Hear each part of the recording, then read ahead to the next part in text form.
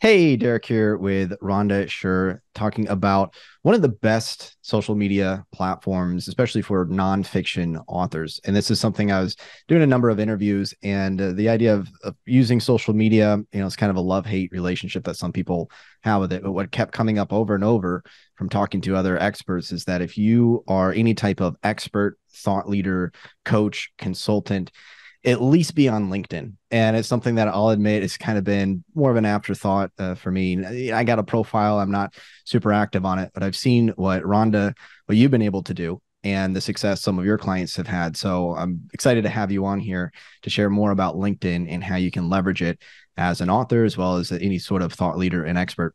And Rhonda is a nationally recognized authority on the topic of LinkedIn and business networking. She's an international best-selling author, has written 6 influential books. Her mission is to empower business professionals with the tools and strategies they need to be positioned on LinkedIn as the only logical choice for the product or service, creating credibility, content, and conversations that convert to new business and referrals. And I'll just pass it on to you here for a moment, Rhonda. Anything else that you want to share about your background in terms of what you do and how you got into working in the world of LinkedIn, among other things? Well, thanks. And I'm really happy to be here. It's kind of a funny story. Um, I actually started out in the legal world. I was a paralegal for a number of years and then actually kind of migrated over and sold insurance for a while and just ventured into a whole lot of different industries. But what I really found is that I loved helping people. And I also love the entrepreneurial journey. And coming from the legal background, LinkedIn was pretty easy to transition to because it wasn't really all that different from LexisNexis. And the backstory of how I really created what I call the Sher method is kind of a funny story. I don't even know if you know this, but I had gotten married pretty young back in 1980, and I was married for about 28 years. And after 28 years, life just really took a turn. Not only did Bob and I amicably decide to get divorced, but my mom had passed away. My house was being short sailed.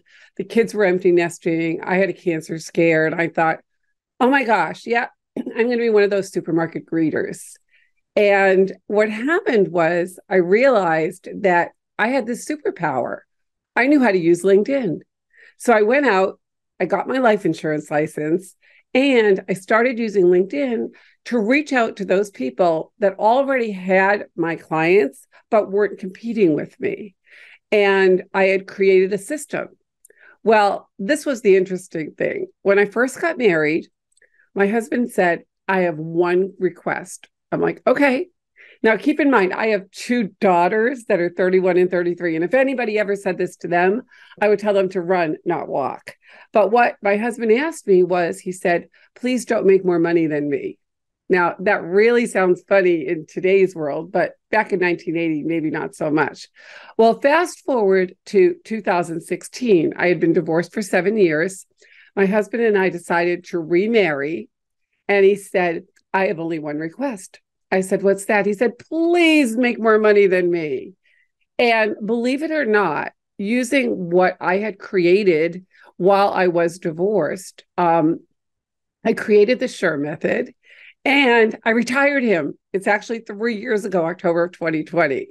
So, it's kind of a funny backstory, but the truth is that I took what I knew, I applied it, and then I realized that it was very duplicatable and it was a system anybody could use. So I like to joke and say, I have a husband, a husband, didn't have to change my name. The kids are ours, and I retired him using LinkedIn. So if I can do that, imagine how much business all of those authors and speakers and professionals that are on LinkedIn that are listening to this podcast can do. Yeah, thank you for sharing that. I love that you retired your husband through the power of LinkedIn, through the system and the methodology that you've developed. And so before we get into more practical kind of, how do you leverage LinkedIn? What are some of the results? You mentioned retiring your husband, maybe a client result or two where people can understand and appreciate the power of LinkedIn, because I know I've heard some of the results and seeing that's what got me excited. Before that, it's kind of like, oh yeah, you're on LinkedIn, you got a profile, people, you get a lot of these random messages, you know, Yeah. blast it out. People make some posts. I'm like, okay, but what does this do for my bottom line? How does this lead to sales, whether sales of books or consulting or speaking opportunities? So yeah, if you could share a result or two Yeah, from clients. absolutely. One of my clients early on still is a ghostwriter. And, for people that are ghostwriters, and for a lot of entrepreneurs, it's a feast or famine, right? They're either so busy, they don't have time to go look for new business because they're working in their business, or they're just, out there looking. And when I started working with Doug, literally within about 45 days, he said, "This is the first time I've ever had a waiting list of clients since he worked with me." Another client of mine is an event planner, and this was just right before the pandemic. And she knew she was being considered for a very lucrative position. And it turned out that they told her, they said, "Look, there's only two things that are going to matter: your LinkedIn profile and how well you interview." And, when she heard it was her LinkedIn profile, she was like, "Uh-oh, I'm in trouble," because her LinkedIn profile did not reflect who she was. It had a lot of outdated information. Well, I updated that profile, and Nicole ended up getting that $30,000 engagement. Um, and one of my favorite stories is actually the commercial real estate broker who had never touched LinkedIn. He was doing well, and his business coach said, "You need to get on LinkedIn. You are just leaving so much money on the table." So he reached out. I worked with him for several months, and he increased his business by 27%. He literally went to seven figures using LinkedIn. And I have hundreds of stories like that. But the truth is, it's just like anything else. If you work it the way it's meant to be done, it works. Think about how many times people join a gym, right? And they never go. And then they complain, "Well, it didn't work." Well, you actually have to show up. You have to work, LinkedIn is the same way. So I love sharing those kind of stories. In fact, I actually had an executive coach. I taught her a really simple system of how to generate appointments using LinkedIn posts. She got 3 appointments just using this very simple system in 1 week, and that converted into a $10,000 client for her. She sent me a message and she said, "This is amazing." And, all she really did was follow the recipe. Yeah, that's phenomenal. And before we get into some of the recipe and how to work LinkedIn, I just imagine sort of the initial resistance that some might have, which is, I don't want to be spending hours and hours a day on any social media or LinkedIn or constantly doing this. So what are we looking at when it comes to, let's say you get your profile set up? I know that's going to be an important part, but when it comes to the day to day on LinkedIn, how much of a time investment are we looking at? Maybe a range there. So if you had asked me this question 3 or 4 months ago, the answer might be different. And the reason is because of AI. So there are some very cool AI tools that integrate with LinkedIn, where imagine, Derek, that in the span of about 15 minutes, you could write an amazing post, something really, really powerful. Now, AI will help you write it, but you're still going to personalize it. And you can go out and comment on 10 to 20 other posts using this one tool. So if you were to devote 30 minutes a day, just 30 minutes a day, very strategically, just like if you went to the gym and you follow the trainer's instructions, you would probably start to see that you'd build muscle, you'd lose a little bit of weight. Well, the same thing is true with LinkedIn.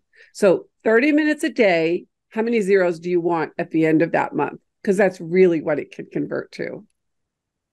Awesome. And another thing, I mean, it makes me think, well, if I'm already creating content elsewhere, I'm already sending newsletters and things like that, would that likely then speed up the process? If am I able to just take things, let's assume someone's already created some content, and is it simply posting it also on LinkedIn, or do you need to take a totally new approach with LinkedIn? It is, but here I'm going to give you a super, super tip about newsletters, because that's one of the things that you mentioned.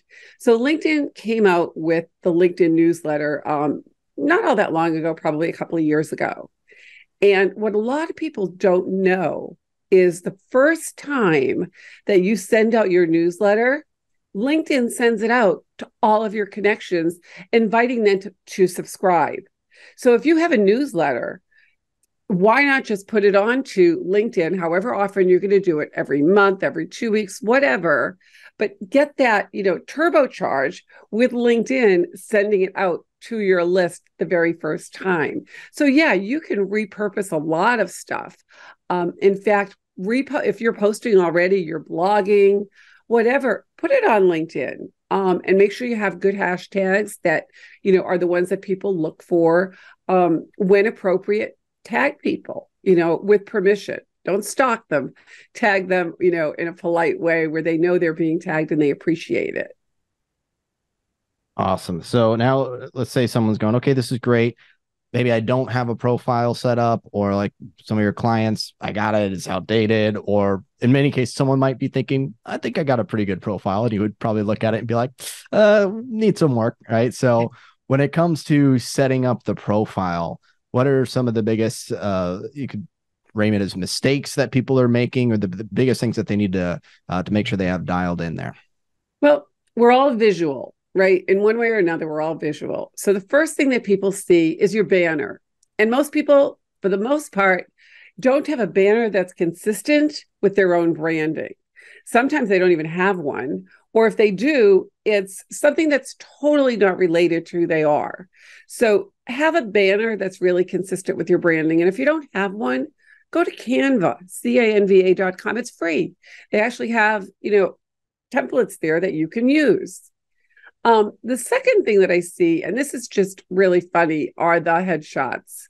Oh my gosh. Like, I've seen headshots of people skydiving. I once had somebody call me and she said, I don't understand why nobody is responding to me on LinkedIn. And I looked at her headshot. Now, this woman was out of college for several years. It was actually a picture of her and I guess her sister in their college graduation gowns holding a beer. Like, really? Okay, you're trying to sell solar and you wonder why nobody's responding when there's, and you've been out of college for a good 5 years. So make sure your headshot's clean. It's just a headshot. You're smiling. You're 16 times more likely to have people interact with you. The third thing is your headline. If you don't put a headline, LinkedIn gives you one. They put your job title. So imagine you have your job title and it says founder. Okay, what are you the founder of? So you want to make sure that you actually have a headline that is descriptive, uses keywords, and tells people, who do you serve? What do you do? It has all those keywords in it. And then finally, I think the other thing, two more things that are really important. Contact information. If you don't have an email, a phone number, a website, how will I ever find you? It's amazing how many profiles I look at, people I actually want to reach out to, and there's no way to find them. There isn't an email. There isn't a phone number. There's not even a website. Or if there is, it takes me someplace I don't want to be, right? A dead link or some porn site I've seen. I mean, it's crazy. And then finally, do your about section. Write it in first person. Make sure your first 3 lines are the most powerful, because after your first 2 or 3 lines, there's 2 little words that you want people to click on. See more. You want them to keep reading. So those are the most important parts of the LinkedIn profile. The rest of it is important, but you have to get them, because we're visual and they're checking you out. Is there a match or is there a disconnect? Great. Yeah. So it's that initial first impression. A person's not going to spend even 5 minutes looking at your profile if in the first, even 5-15 seconds, it doesn't immediately grab them. Or if there's something right there, maybe that just turns them off, holding the beer, like, oh, this person doesn't seem maybe as professional, and then they're gone. Got to make sure you have those initial things. So the banner, and that is something that, if I recall correctly, there's not a default banner. You have to actually go in and add one. Is that right? Yeah, LinkedIn just gives you plain blue, green, nothing. And if you don't take the time, you're just leaving such valuable real estate. And here's something: if you don't know what to put there, put a background of the city you live in, and then just put your name, and your tagline, and maybe some contact information. You don't have to do anything super fancy. Yeah, and I love Canva, which you mentioned. It's use that for all kinds of things. So just quickly pull up templates, something that looks good, swap out some information. You don't have to be a graphic designer. Certainly could hire Exactly. someone if you wanted to, but it's not really necessary for this. The headshot, the headline, and that's important. In the headline, really calling out who you serve, so someone understands this is what you do. Am I Right. am I in the right spot? Is this someone that I might want to work with? And of course, that contact information. It's interesting you said first person. I do like things written in first person. It feels more of that connection. Is there a certain maybe reason beyond that why you recommend the first person for the about section? Well, the about section has evolved. It used to be called a summary, and now it's an about. So it's really a way for people to get to know you. And if it's written in third person, it feels very impersonal. So you want to make sure that, when somebody's reaching out to you, they have a feeling for who you are. And you can even share how you came to do what it is you do, what qualifies you or what makes you different. You can even put some personal information on there. I remember I had done a profile for an HR benefits executive. And one of the things that really sticks out in my mind about what he had said in his profile, because I get to know my clients, is he had run 13 marathons and been to 37 countries. And he's a pretty young guy. And I thought, wow, I can barely do a 5K walk, and this guy's done 13 marathons. That's impressive. So it just gives people a way to reach out and ask something, that isn't always related to business that you can share. And it doesn't even have to be that personal. It could be something like, when I'm not working, you can usually find me rooting for my favorite fan, my favorite team, and whatever that is, or, or maybe it's, what? I absolutely love giving back. So my spare time, when not with family, is spent with Habitat for Humanity. Just giving a little inkling into who you are outside of your business.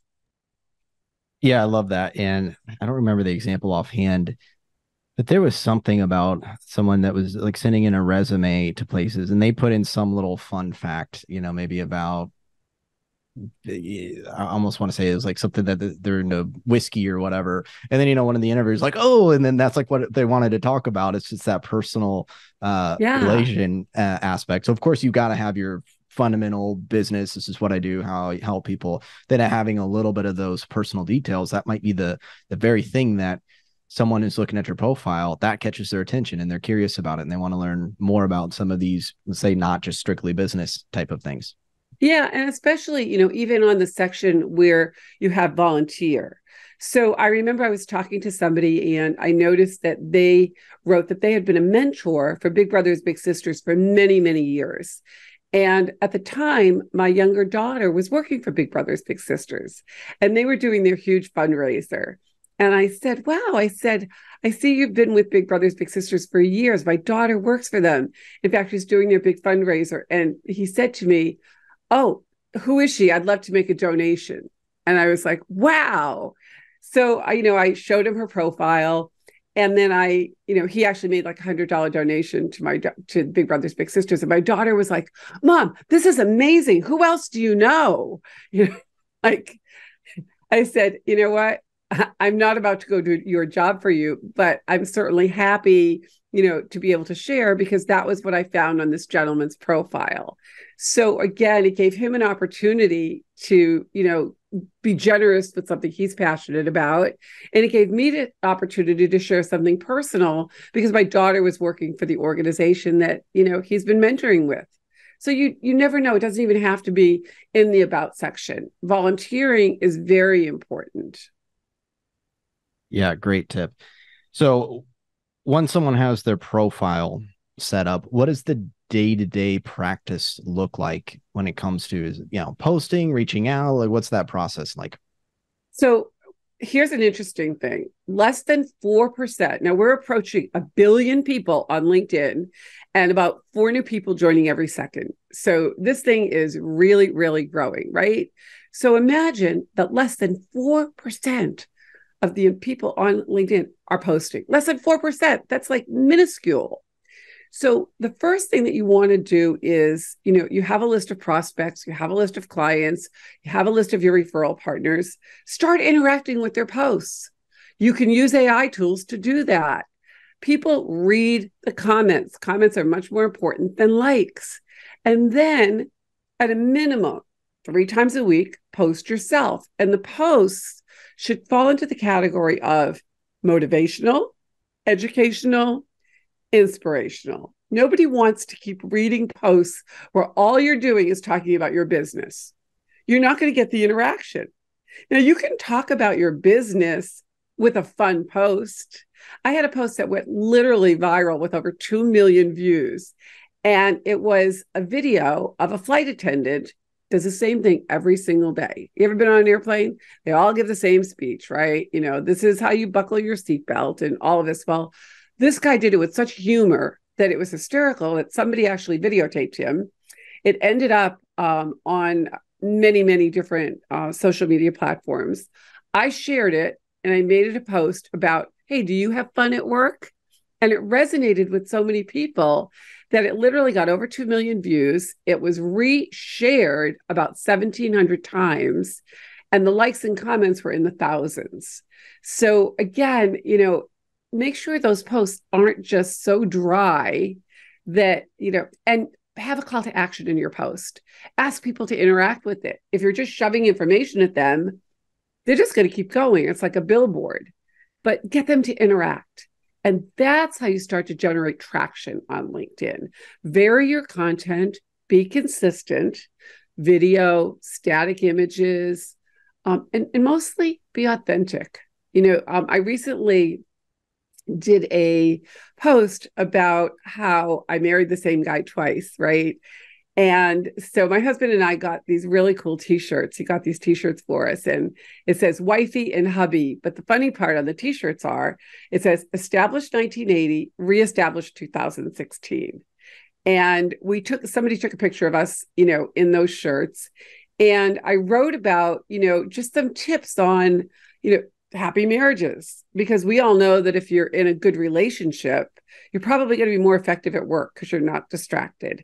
And the amount of people that interacted with that was amazing. So all I needed to do was reach out and say, hey, it's been so long. Thanks for liking my post, or thanks for your thoughtful comment. Hey, let's jump on a call. Let's catch up. So the posting can lead to appointments. It's just, you need to have a very good strategy.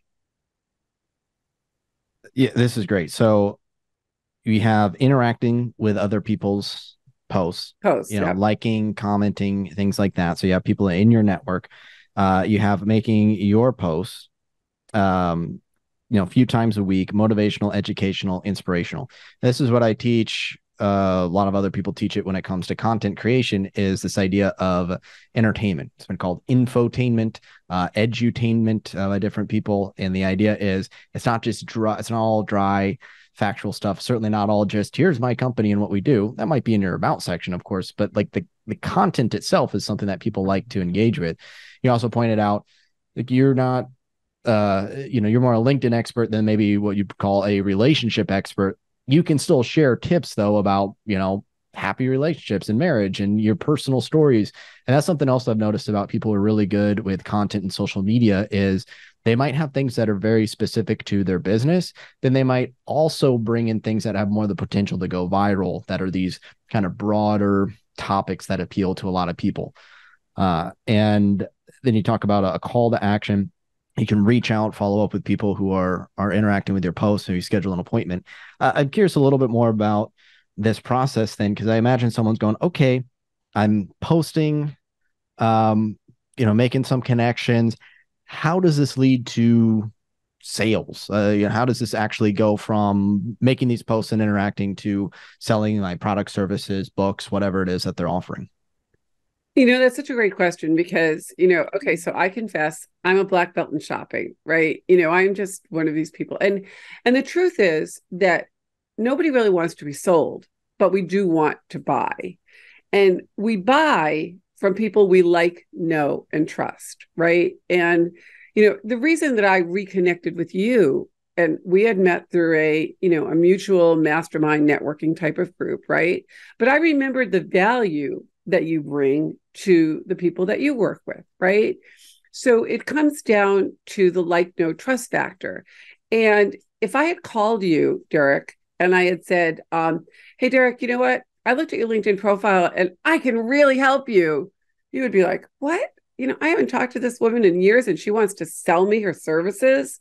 You'd probably hang up on me. Even if I said, hey, thanks for liking my post. And by the way, I looked at your profile. So it's really build a relationship. And the step that I take is I call it the no sales zone. So you reach out to somebody that commented on your post, reshared your post, or even clicked the like button, and you send them a message.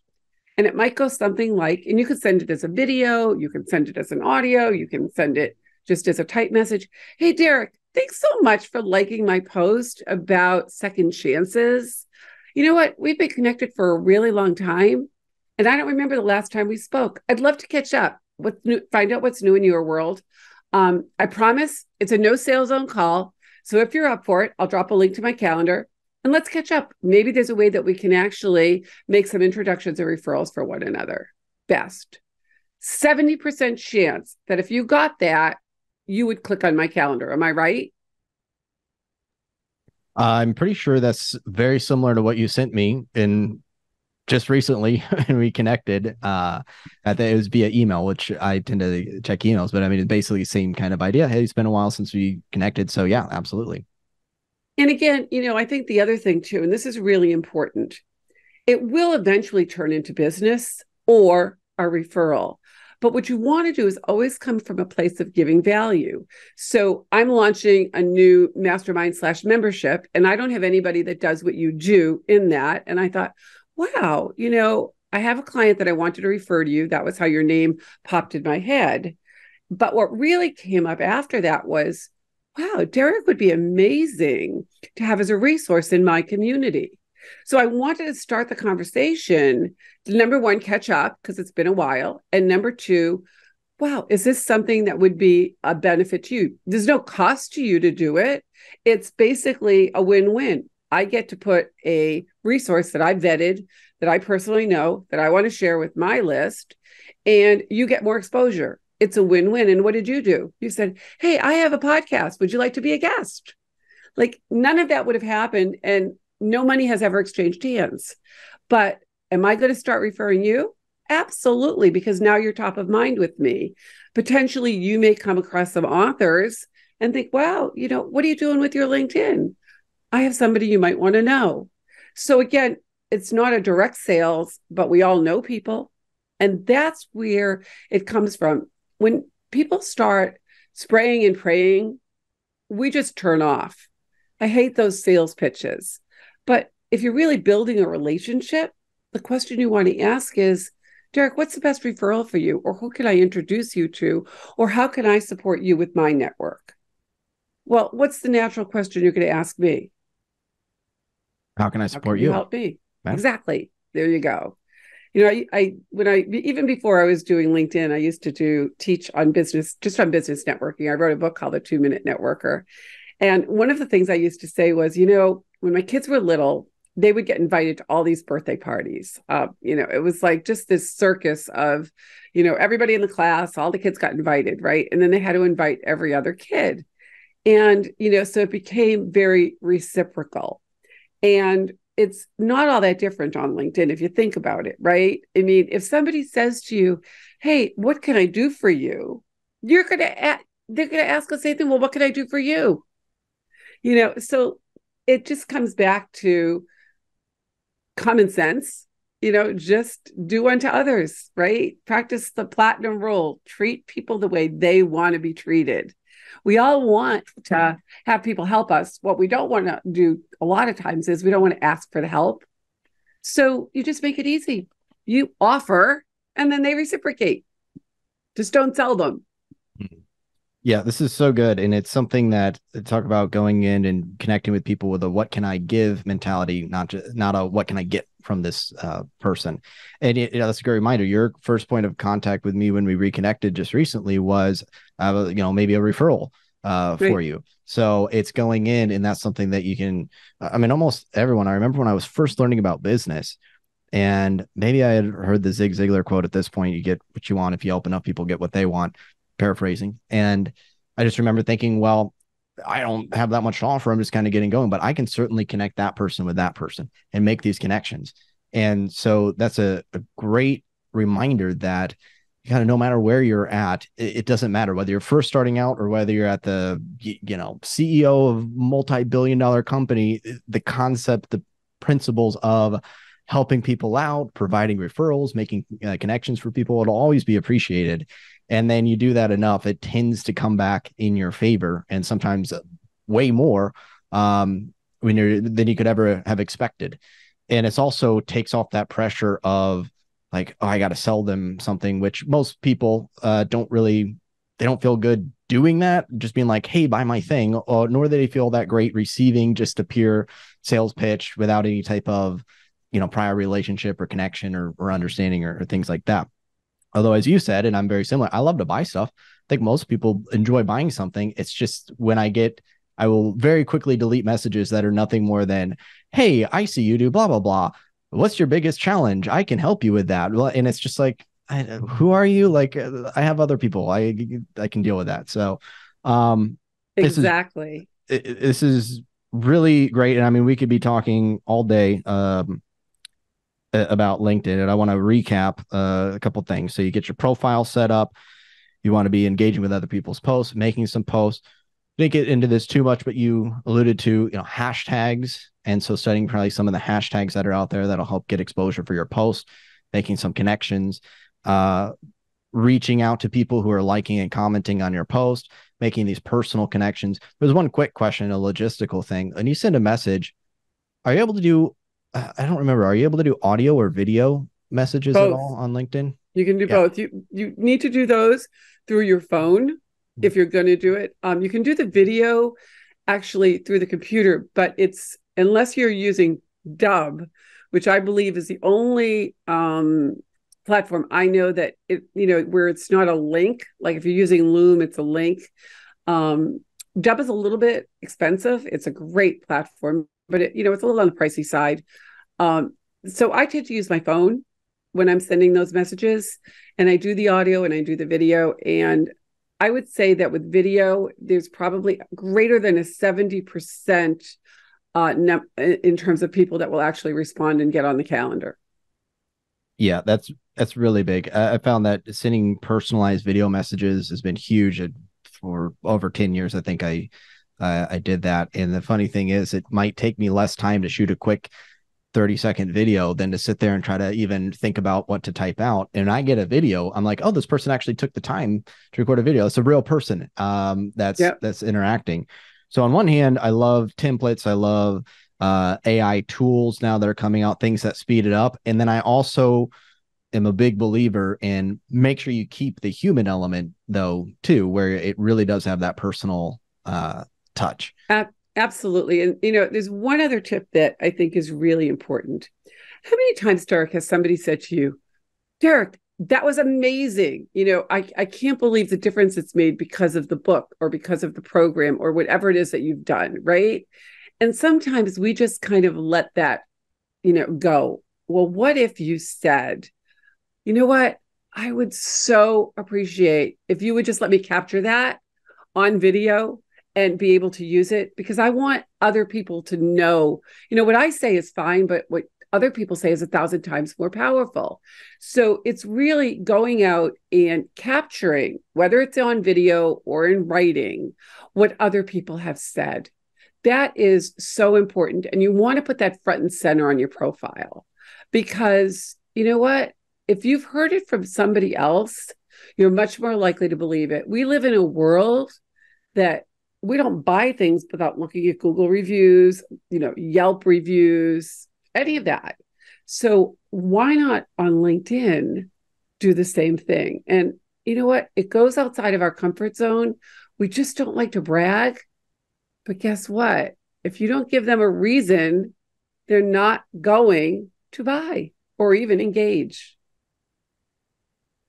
It's one of those things that it doesn't matter how much I've taught something or emphasized something. I still like just hearing it right there was one of those like light bulb / forehead slapping moments of, you know what? I do ask for reviews on Amazon for books, I do ask for review. But when was the last time someone gave a review about me or my coaching, my consulting? And I'm like, I missed the boat. I didn't ask them to go. I mean, I could reach out now, but like I didn't ask them to leave a review on LinkedIn because it wasn't in my mind now. So you bringing that up really emphasizes that when you are providing a good service for people, you're probably getting these testimonials. A, are you capturing them? And B, do you have a place? LinkedIn is really the place when, as entrepreneurs, business owners, speakers, coaches, where people are learning about you and they want to see, are you someone that maybe they want to work with? And so getting the people to, leave those reviews, those endorsements, those different things on LinkedIn. And recommendations, and the right? recommendations, yeah. It's funny. I had a referral recently from a current client who referred me to a gentleman that's an MBA. Now, he happened to be looking for a job, and that's not the area that I work in. I don't work with job hunters. I work with people that are already established that are looking for clients. And this gentleman came on, and you've seen the green screens, where they kind of look like a cartoon character because, they don't really have a green screen behind them, but they're, and so I said to him, I said, I'm really not the person that can help you. I can give you 2 or 3 people that I'll refer you to. And I said, are you open to a couple of suggestions? And he said, sure. I said, number one, get rid of those big headphones, not like the ones you have on, Derek. These were like the Mickey Mouse headphones, right? Like huge. And I said, you have like, a really funky kind of background. I said, is this what you use on your job interviews? And he's like, yeah. I said, well, this might be part of the reason you're not getting a second interview. I said, what's behind you? And he tells me that he's, literally got his twin bed. It's kind of like, I said, okay. I said, you don't even need to go get a green screen. Can you go get one of these? And I literally got on Google and I found, like what do they call those things? A room divider, right? Like $50 on Wayfair. I said, put that behind you. Okay. I said, do you have earbuds? He goes, yeah, I got earbuds. I said, great. Next time you're on Zoom, put that behind you, get rid of the t-shirt, wear a collared shirt, put in the earbuds. I said, your chances of getting a second interview go sky high. And then I gave him a few more tips on some things he could do. And he goes, what do I owe you? I said, no, you don't owe me anything. I said, I just wanted to give you some help because, I'm not the person that can help you. I can tell you who to call. And he's like, this has been amazing. I said, well, there is one thing that I would like to ask. He's like, sure. I said, since you're on LinkedIn, would you mind writing me a recommendation just to talk about the benefit of what this conversation was?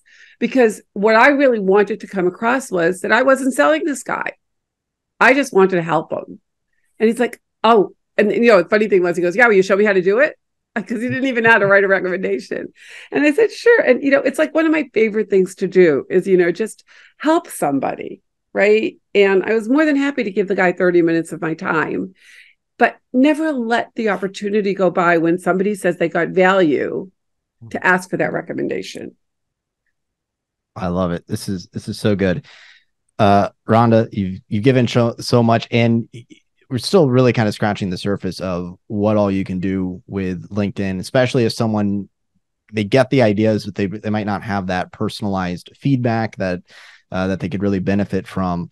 So I know you got a boot camp that's coming up. If people want to learn more about your boot camp, working with you, getting your support, how can they do that?